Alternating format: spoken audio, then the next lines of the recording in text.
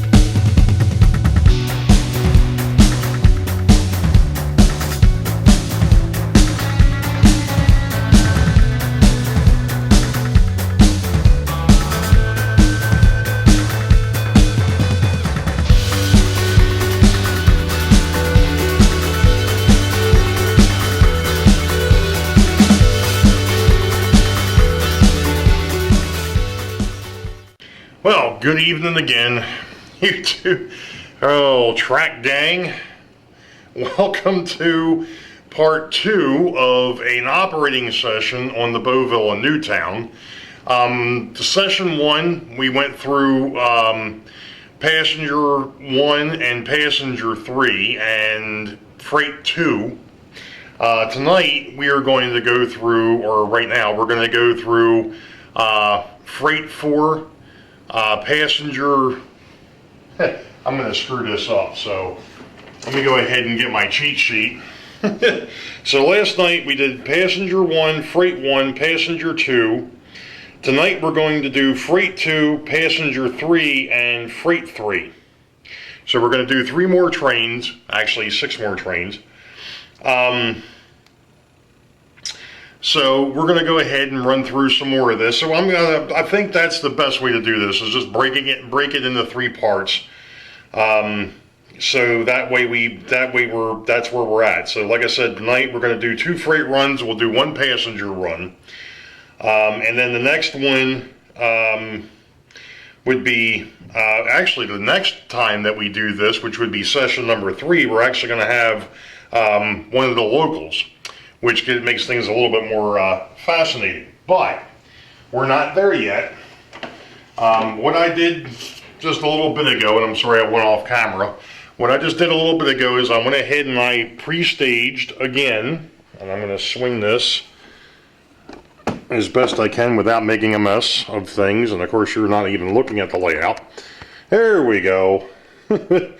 Okay, so earlier, like 5 minutes ago, I went through and I staged, because if you remember, after session 1 we only had a freight and a passenger out there.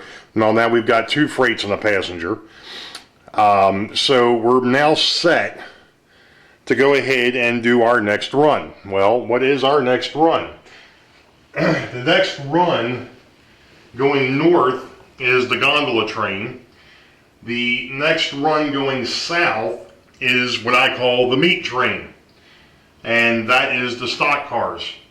And mine don't make noise. I think I mentioned that last night with this. So Jason, I'm sorry, but mine don't have sheep or cows in there. So if somebody's going to beef with that, sorry, that was bad. Sorry. Anyway, so we've got the Virginian and we've got the Baltimore and Ohio. So we're going to bring the Virginian out. That is one of the things that I'm definitely going to have to take a look at here, as to why he's not picking up power right away. And that was the other thing I did too on the pre-stage part, is I went ahead and I moved the meat train. So let's go ahead and we're going to swing around to the front. And I'm going to try and see if we can get the Virginian, which is the northbound, give him a little bit more power here. reason, he's just slow, which is fine. And we're going to give the southbound a little bit of a juice here too, because even though they're loaded, and I want them to run slow as a loaded train, they don't need to be running that slow. And I'm just re-verifying that I do not have things set. I thought I had everything switched. It's a good thing I double checked, because if not, we would have had a freight train in the passenger terminal. And we certainly do not want that. No freight trains in the passenger terminal. All right, so hopefully coming on camera is the Baltimore and Ohio with the stock cars.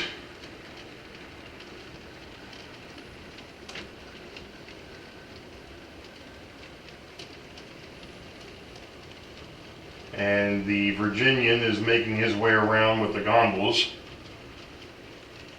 and the one bulkhead flat.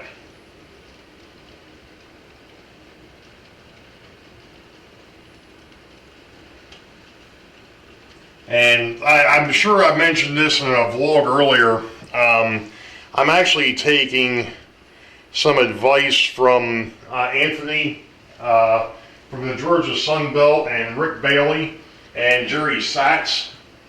I was telling them about, with the size of the layout, that was taking about 1.5 minutes to 1:45 seconds for a train to transverse the whole thing. And they're like, what speed are you running at? I said, about 50%. And they were like, that's too fast. So I slowed everything down, and I'm now running anywhere, depending on the locomotive and the train, anywhere between 30 to 45%. Which doesn't sound like a huge deal, but believe it or not, it is. That's a darn shame that I didn't have the camera set up over here closer to Boeville, because we just had a unique pass at the gorge. Both freight trains were on the bridges at the same time. So anyway, here comes the Virginian.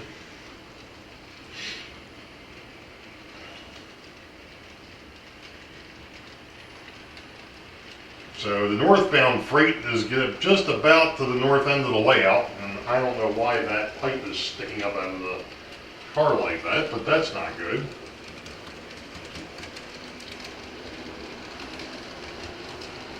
And for whatever reason,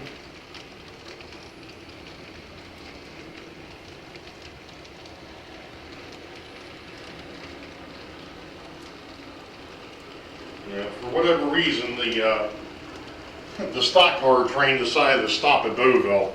Not quite sure what that was all about.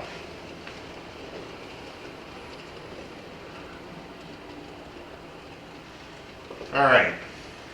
So let's go ahead and swing over back to the hidden yard side. Sorry for shaking the camera there. All right, so the Virginian is just about in. So I'm going to move the train pockets. You've seen me do this before. We're going to shuffle that and shuffle those down. And the Virginian has stopped, so since he stopped where he was supposed to, pull out the drawer here, put my glasses back on so I can see what the heck it is I'm doing. Alright, train pocket up top, caboose into the caboose holder. Let's see, I guess we're going up there with the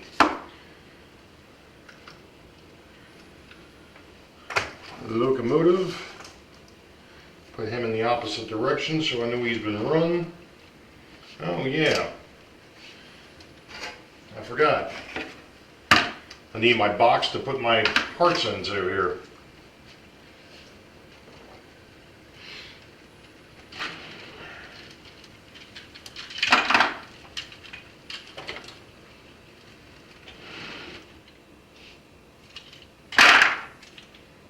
Empty the loads.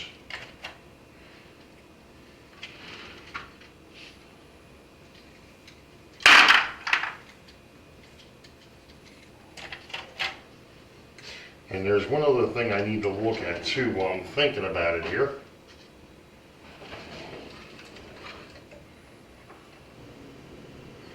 And I don't have to worry about it because there's nobody in there. All right, cool. I was just thinking about the gondola train. If there was any gondolas on the northbound side, they don't need to be on the northbound, they should be on the southbound. So that's that. And of course the caboose can go up here behind the locomotive because we're keeping everything together. This guy gets clipped, stuck back in there. Take us over to the south side. And we can unload this train. Train pocket, caboose, locomotive. Put him in the opposite direction, that way I know he's been run. Even though it won't matter because of the way that the cabooses are set up, I should know who's who. But just in case. Now, one of the things I talked about, these cars came in with the doors closed. They're now going to go into the box with the doors open because when this thing heads back to the north, it'll be empty. So it's kind of how I'm denoting whether the train is full or empty.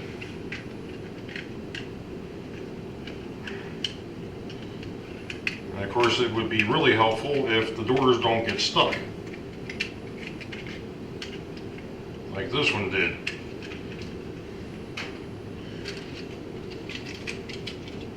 Alright.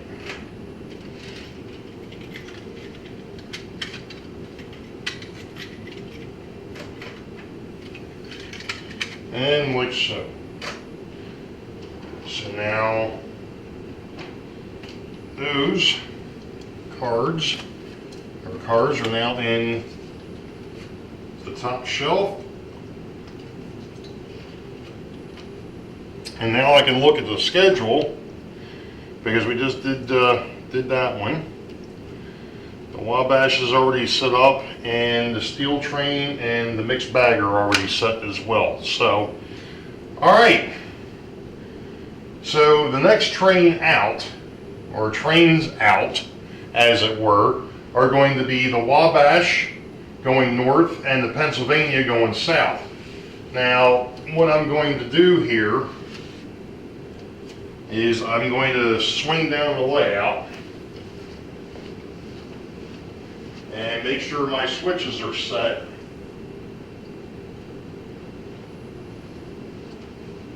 To take the passenger trains into the train station. And also make sure that we're set back to 40% because that's where the passenger trains run. They run at 40. And we are set and ready to go. So let me grab my train pockets for the Wabash. And for the Pennsylvania.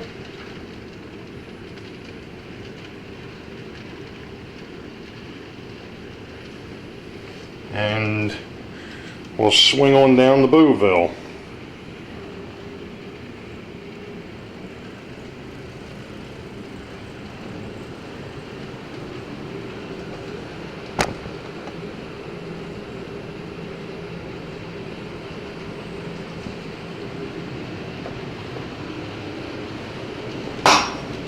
Dang it.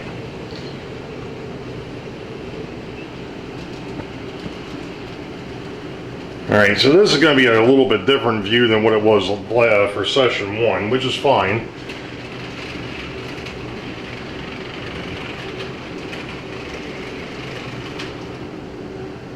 Yes, I lost a passenger car. And I've mentioned it multiple times that these Rossi passenger cars, for whatever reason, are way light, and I need to put some weight into them, and I haven't done it yet.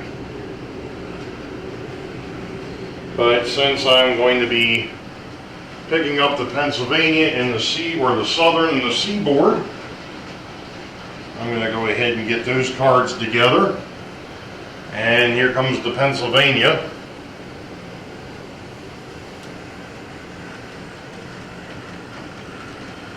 They'll be coming into the yard here in a second, or into the passenger terminal as it was. And I'm sure you can see from this view that I've got some sheet cork sitting over here, and that is going to be for the passenger terminal. That's a 4-foot roll by 18 inches. So that should cover pretty much this area for the most part. Okay, so the Pennsylvania stopped and the Wabash stopped, so now we're ready to let the Southern, you know what, before I kick off the Southern, I know darn right well that I need to slow that back down. I need to drop the percentage, because that Pennsylvania for some reason takes a little more power to run than what the Southern does. And if I leave the Southern at that same percentage, he's going to fly. And he's probably still going to fly, but... Alright, so the Southern is off.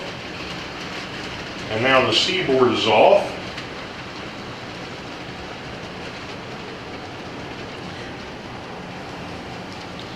So what I'm going to try here, sorry if I'm shaking the camera too much, is we're going to try and follow the Seaboard here.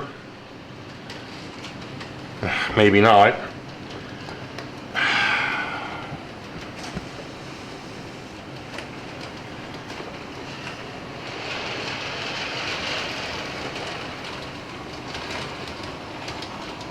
It just started doing that to me, and I have no idea why. Alright, oops. This isn't easy with the tripod, you know. Of course, most people would be like, you need to get yourself a couple different cameras, or stop the camera when you're moving it. Either way would probably be a better idea than trying to walk around with a tripod. So anyway, so the Southern has made it into the Richmond yard. The Seaboard's still making his way there. Only when the cameras are on do you want to play pain in the butt.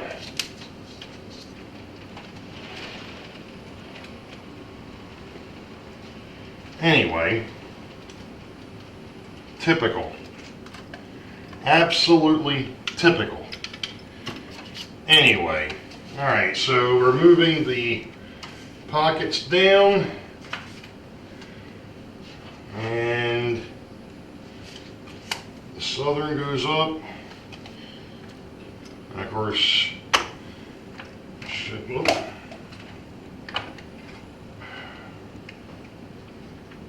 this light in this damn room and this particular light are going to really irk the crap out of me before the end of the day. Anyway, let me put this thing, put the Southern away here.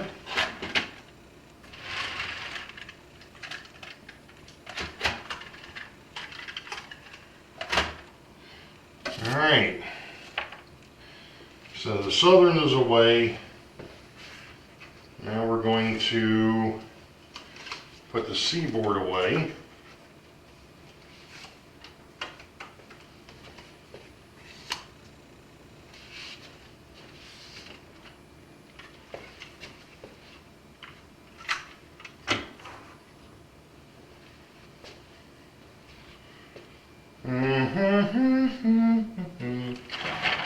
just have to figure out exactly what I'm going to do with the Seaboard.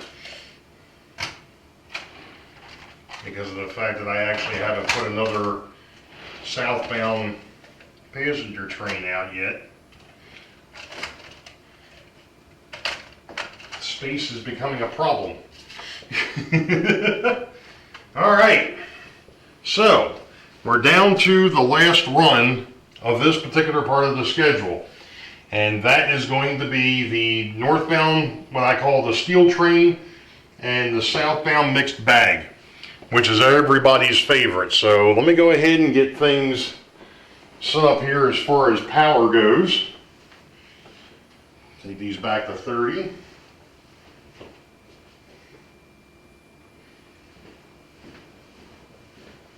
Set my switches.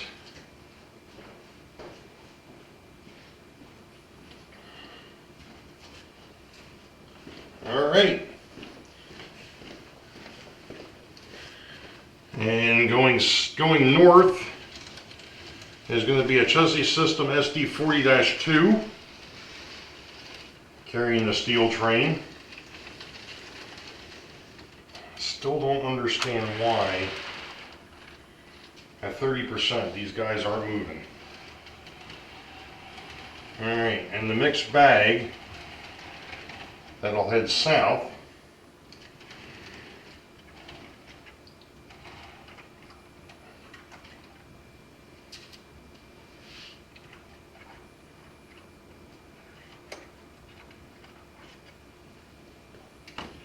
Alright, looks like I gotta give them a little bit more juice.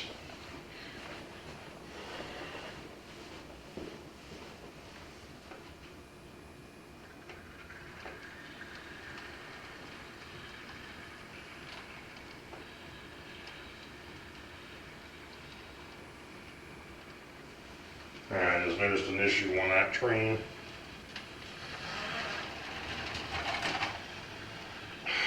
What the hey?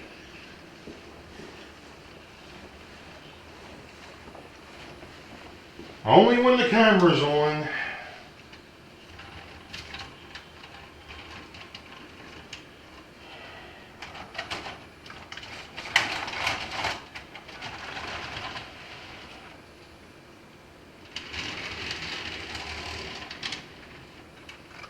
Let's try this again.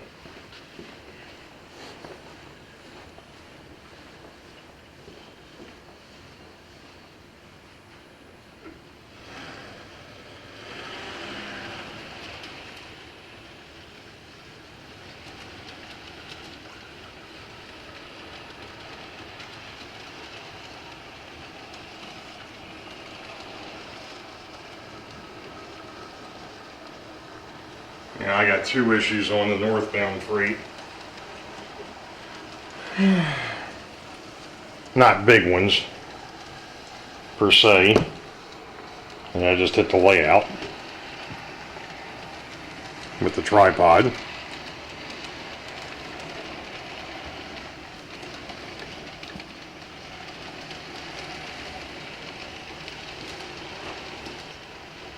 See if anybody notices what's going on with the northbound freight when it gets here.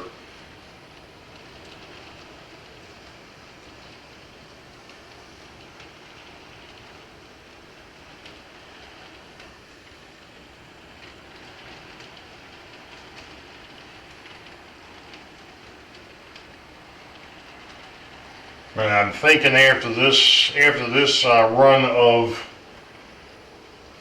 trains, after this schedule is going all the way through, I think I'm going to be pulling stuff off the layout to do some maintenance.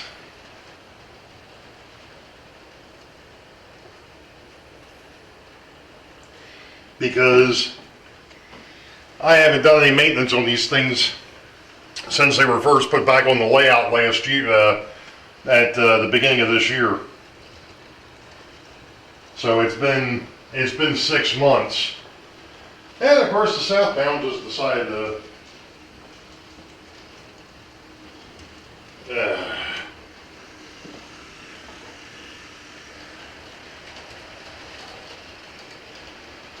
Alright, does anybody see an issue with the northbound freight? That's on screen now. Trust me, when I put this stuff on there, it wasn't laying like that.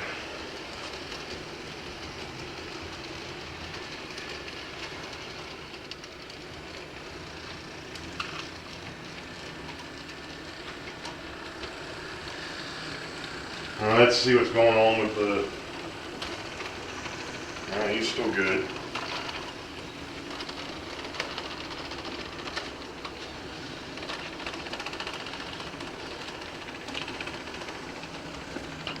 And this one flat car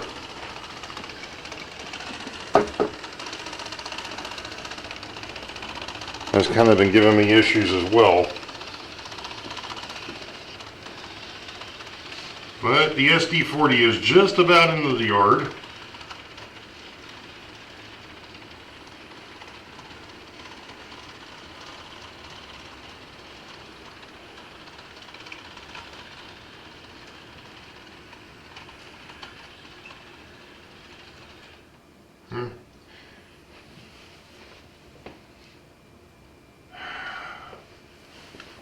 Yeah, that Pennsylvania engine, that's an old, I think that's either an older Mantua or an old Tyco, and they weren't exactly the greatest of running things.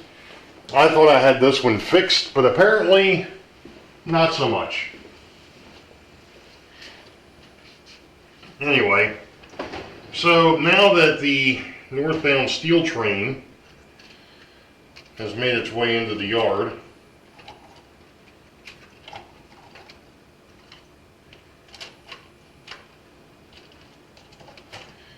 I'm going to go ahead and take him off the track. Let's see here. That one stays where it's at.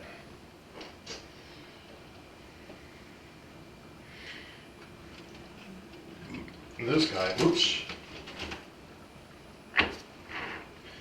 he's just going to have to go down here for the moment. Alright, so we've got parts for the steel train, as I call it, even though it's not completely a steel train, but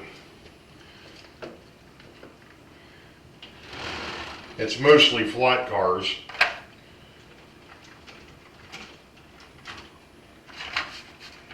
In fact, it's all flat cars. Well, steel flats and other flat cars.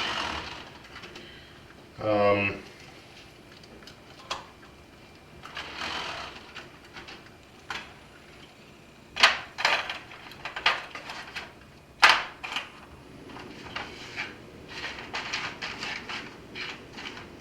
right. I'm trying to put these, I'm finding, especially with this one here, I had always talked about, I hadn't run these cushion coil cars on the old layout because they didn't like the 18-inch radius. Well, I'm finding that it's not so much, and that of course this layout's nothing but 22s, but I'm finding that it's not so much the cars themselves that don't like the radius, it's the way that the couplers are set up, their body mount. And because of the fact that they're body mount, it changes obviously the way that the car tracks. So it's just one of those things that I have to be aware of, and I've tried to set this up to where it's a long car, short car, long car, short car, so on and so forth, to try and give it a little bit more of a fighting chance to be able to make it around the layout. Alright, so southbound Yardmaster, those belong to you. We're going to go ahead and put that card in there. That's the locomotive card. We're going to put the caboose pocket or the caboose card up there. And just double checking the waybills, make sure we got all the waybills, or not the waybills, but the car cards. And they go back over here. And the train pocket goes back there. Now, to close the drawer all the way because I got to open it back up to take the southbound off. Grab my box of goodies. Put those back there. Put the train pocket back up there. Grab the locomotive pocket and the locomotive. And of course I have no place to put it up top, which is fine. We can put it down the bottom. Pennsylvania caboose.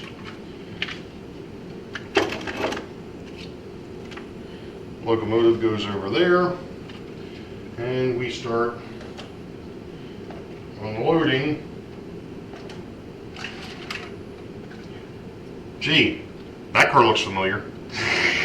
And it had the right side out. Sorry, Heath and John.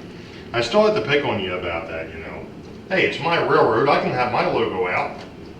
Your railroad, you can have your logo out.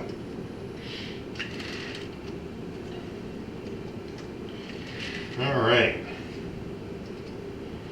So the mixed bag is in the storage area. The caboose for the train goes over there. And we pick up all the car cards. And the car cards get put away. Done. All right. So the next thing would be, obviously, if we were actually doing a full which we're going to be doing a full operating session, but if I wasn't recording, I'd already have the next couple of trains sitting up here. I'm not going to do that right now. But one thing I do want to touch on, because I've already mentioned it twice, is, and I'm taking the camera off the tripod and we're going to walk down here. This is where I call the train card holder. So this is the northbound side, this is the southbound side.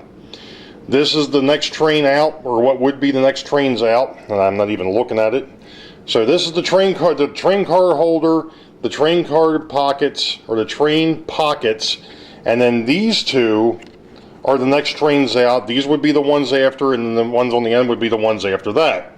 If I had everything already staged, that's where the locomotive card goes, that's where the caboose and all the car cards go into.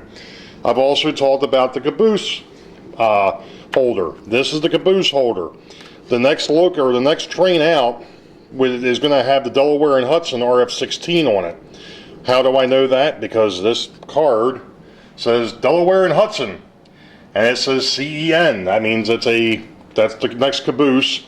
So there's only one Delaware and Hudson locomotive. That happens to be the RF16. So whatever freight train's going out, that's the next locomotive or the next power for that train. And when the train comes in, obviously you've seen, just like we just had, this here was the chassis system Western Maryland, which is sitting down on the layout because it's tied to that particular locomotive at the moment. Even though, if you look up here, there is another chassis system sitting up here. Let me move the card. There is another chassis system sitting back here that does not have a caboose. So either one of the two things, depending on the train, and right now I'm the only one that knows this because I'm the only one that's been operating. Either the BQ-237 is going to take that train, or the GP-38 is going to take that train. It depends on, that's the GP-35. It depends on what that train is. If it's a longer run, it'll be the BQ-237. If it's a local, then the GP-35 would probably take it. So that's what we've got going on up here. And of course, like I said, you can see that I've got all the passenger cars sitting down here on the lower part. I'm going to be working to get that kind of worked out. And then of course, all the car cards sit down here in two different pockets. One for the northbound yard, one for the southbound yard. And there happens to be 2 or 3 of them over at Boeville for the same reason. Whoops, sorry. Didn't mean to put my hand in front of the lens there. But I'm putting the camera back on the tripod because this is going to complete session number 2. Hey, look at that. I'm not completely in the sunshine here. Imagine that. So this is going to complete session number 2. So where we're at right now is session 1. Like I said before, we completed passenger run 1 and passenger run 2, and we completed freight run number 1. We have now completed freight run number 2, passenger run number 3, and freight run number 3. So the next ones will be passenger 4, freight 4, and then passenger and freight 5. The reason why I say passenger and freight 5 is because freight schedule step 5, the passenger trains and the freight train, because it's a local, run basically at the same, well, not at the same time, but they're interconnected. And you'll see that. I'm not going to try to explain that here because it's not going to make any sense. You're going to have to wait and see it. That one there is going to be a fun one. That one there might take us a little longer. This one here is already 35 minutes. I don't know how long the first one was because the only thing I've done is take it off the camera and got it on the computer. But anyway, stick around for part 3. Link will be below. And obviously the link to part 1 will be below as well. So everything will be in order. This will have its own playlist by the time I'm done with it. So you all know the deal. Be safe. God bless. We'll catch you all next time. See ya.